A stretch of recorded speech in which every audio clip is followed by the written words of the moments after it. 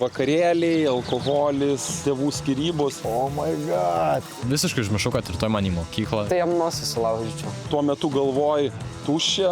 Ir tikslas nėra tapti tobulai. Nelemta būti kartu kažkas tokio, aš išvarau į kitą šalį, po savaitę siunčia fotkę su nauju bachūru.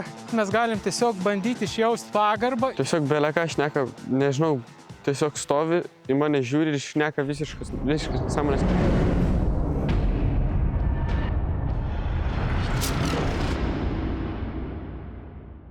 Kas aš esu?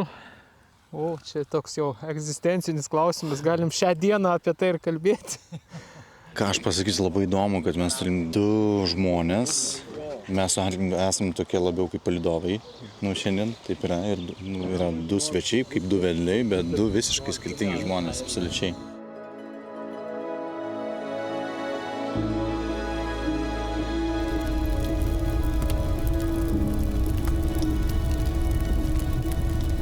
Vėl prisiliečiam prie to dvasinio pasaulio, suprantat. Jeigu esat kažkur matę, žino, tai kai kažkas kažką aukodavo visą tai, ką turi geriausia. Brangiausias aliejus, brangiausi grūdai, Dievui neaukosi, žinai, čia va išvaliau, biškį su šiukšlėm, tai imk. Tai vat tą geriausią, gražiausią savo indėlį jūs tiesiog uždegat. Atsirišat nuo tos prisirišimo, kad čia mano, aš ilgai turėsiu, ilgai va padariau, čia ilgai bus. Ne, va tu padarei ir paleidai. O taip reikia gyvenime kurti, supranti. Tu turi daryti ne dėl to, kad išliktų kažkas. Tu turi daryti tam, kad daryti. 100% būti čia ir dabar tame momente ir viskas. Tai sakyčiau, kad šiandien pavyko man būti čia ir dabar. Ir aš visiškai nepasiruošęs esu rytoj ir aš tai priimu kaip labai gerą ženklą. Kai atvažiavo vaikinai į patyrimą, jie turėjo suvinioti vielą, suvinioti į paruoštukus, tokias įpultas, kad paskui būtų lengva vyti aplink paruoštą medžią. Ir kiti vaikinai turėjo išsirinkti eskizus kelis, iš kurių gimtų tos formos. Tai reikėtų kaip ir pradėti nuo to, kad pasistatai tą pagrindinį pagalį ir tada... Dabar mums reikia dar 2 pagalių, kad pasidėti jos matytumėm formą. Turėjo būti dėsi. O, kažkur taip. Viena čia. Trumpųjų čia reikia ant 50 ilgio. Galvutės ar turėsit? Sprindžiais atžymėkit, nereikia tikslumo, pusiau rėžiam.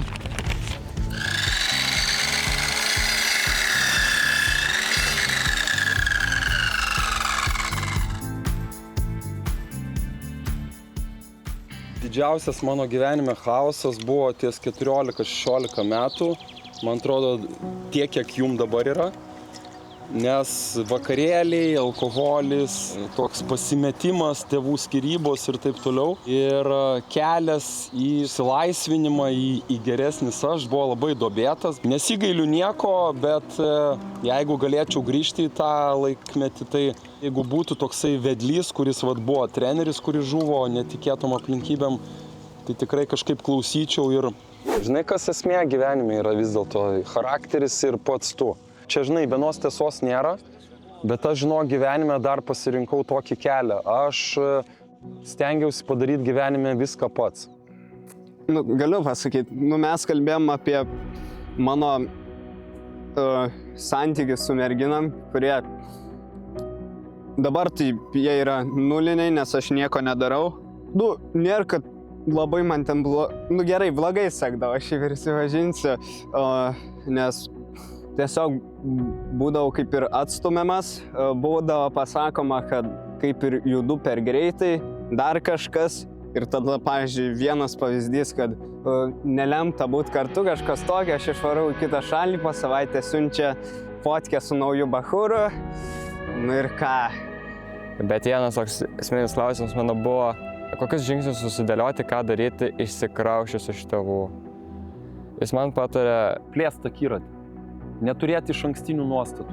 Toliau skaityti literatūrą ir nebūtinai apsistoti ties tik tai verslo knygomis, rasti eteriui ir sportui, keliauti po užsienį, dalyvauti įvairiuose parodose ir nepatingėti, tiesiog netingėti ir toliau daryti tai, ką darėjai.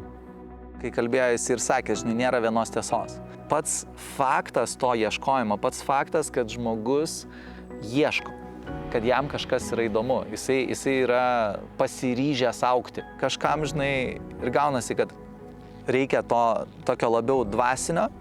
Ir jeigu jie perlenkia tą lazdą, jiem paskui irgi tenka atsisukti ir sugrįžti prie to žemiško, žinai. Ir mokytis, uždirbti pinigus, mokytis, rūpintis dalykais, statyti ir kurti šitą žemę, ne tik tais ieškoti to debesies, ant kurio nebus problemų, o kiti, vėl, nueina į tą kitą kraštutinumą, kur, žinai, čia viskas nesąmonė, aš viską pasieksiu, uždirbsiu ir būsiu patenkintas. Ir tada anksčiau ir vėliau jie ateina prie to taško, kur kažko viduj trūksta ir nebesuprantu ko. Kada mums ateis tas suvokimas, dėl ko mes čia esam, ko mes čia toj žemėje atsiradom, kuriem galam mes čia dabar tos vilkyčiose sėdim, kai mes suprasim, kas mes tokie esam, supranti, kad čia štai yra mūsų demonas, o čia yra Dievas, supranti mūsų, tada bet koks mūsų pastangumas, bet koks mūsų įdirbis bus panaudotas teisingai, viskas. Tai va šiandien buvo labai įdomus atvejis tuo, kad abu šitie žmonės, tiek Darius, tiek Arnas, jie abu apie tokią šviesią gyvenimo pusę, pavadinkim taip. Abu aktyvūs, abu sveikai gyvenantis, abu besigilinantis kažkaip į vidinį labiau pasaulį. Lyg tai važiuojame į vieną pusę, ar ne, bet net ir vienoje šitoj pusėje atsitinka labai aiškiai kryžkelė, kur vienas žmogus vis tik labai pragmatiškas, labai apie pasaulietinį gyvenimą, labai apie apčiuopiamą pasaulį, apie materialumą, apie ambiciją, apie tikslus, apie pasiekimus, o kitas žmogus atvirkščiai į labai vidinį pasaulį, atsisakymą nuo materijos, apie ką buvo šitas patyrimas, atsisakymą nuo kažkokių daiktų, atsisakymą nuo to, ką iš esmės tu gali paliesti. Va čia jisai pasakė, kad abu tie žmonės, kurie su jais kalbėjosi, buvo apie šviesią gyvenimo pusę. Ir yra akimirkų gyvenime, kai tai yra be galo svarbu, kad būtų kažkas, nors vienas žmogus, kuris tau primena, kad yra šviesa. Nes kai skauda, kai liūdna, kai jautiesi vienišas, nereikalingas ir nesuprastas, yra labai lengva įtikinti save, kad šviesos nebėra. Viduje įsivaizduoti, tai jam nosį sulaužyčiau. Vytautas taip nepiktoji, bet būna kartais jam reikia parodyti, tai kas nepatinka, nes jis mėgsta kartais per daug peržengti ribas. Tai tiesiog jis kas sekundę vardą sako Markui. Tiesiog, kad nuolatos nesąmonė šneka. Tiesiog beleką šneka, nežinau, tiesiog stovi, į mane žiūri ir šneka visiškas nesąmonės, kažką apie savo pusbrolį šneka.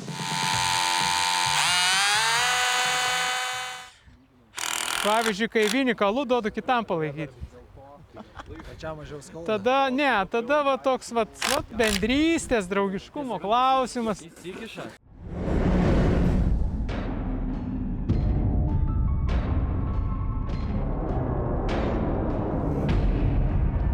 Ugnis yra viena iš dievybės formų, kaip sakyti. Ką be pasakysim, mes prieš ją galios neturim.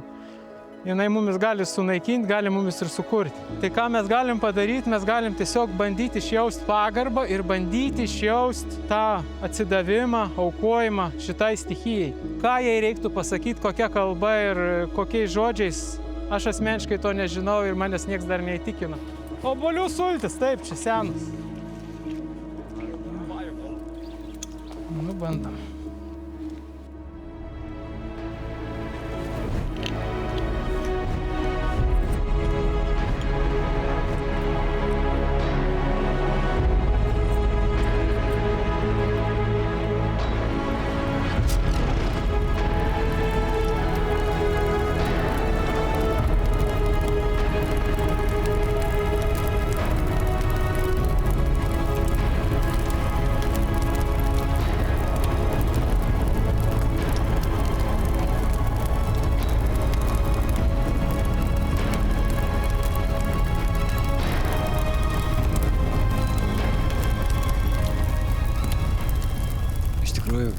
Čia ir dabar visiškai nesijaučiu, kad turiu kažkokių planų.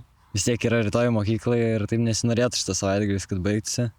Iš tikrųjų, praleisti laiką tokioj gamtoj yra atsinaujinimas sielai, būdas atsinaujinti sielą.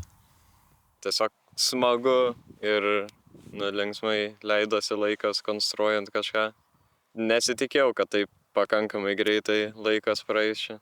O aš tai manau, kad man sekės būti čia ir dabar. Nežinau, mane nuo mažumos labai traukė gamta. Vienu momentu net norėjau būti miškininkas. Kaip žmonės sako, yra gražiausi dalykai du žiūrėti, nu gerai, 3 gal. Tekantį vandenį, degančią ugnį ir dirbantį žmogų. Tai čia mes turėjom daug degančios ugnies. Ir pirmoji dienos pusėje daug dirbančių žmogeliukų. Bet galiausiai atrodo skulptūra, kur ant žemės jinai atrodo labai mažytė, o čia pastatyta ir ta liepsna, vėjas ir tos liepsnos, jos atrodo tokios raudonas.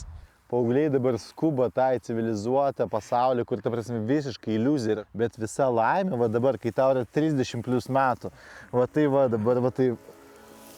Oh my god! Ir netrukdykit jūs niekas, prašau, bent keletą dienų, neskambinkit, nerašykit, atsikniskit tiesiog ir va, tai va, atneškit bulkos, pieno ir uogienę. Aš linkiu tiesiog būti kitokiais negu bendramžiai ir plėsti akiratį. Nes mano gilių įsitikinimų akiračio plėtimas, stereotipų neturėjimas, jisai labai konkurencinėje aplinkoje mus išskiria ir mes nuo to galim tapti mentaliai labai turtingi. Labai atrodo, dažnai norisi būti normaliu, nes galvoja, kad tada tai priims, mylės, palaikys ir panašiai. Bet visada tai pareina su baime. Su baime būti atstumtu, su baime būti nereikalingu.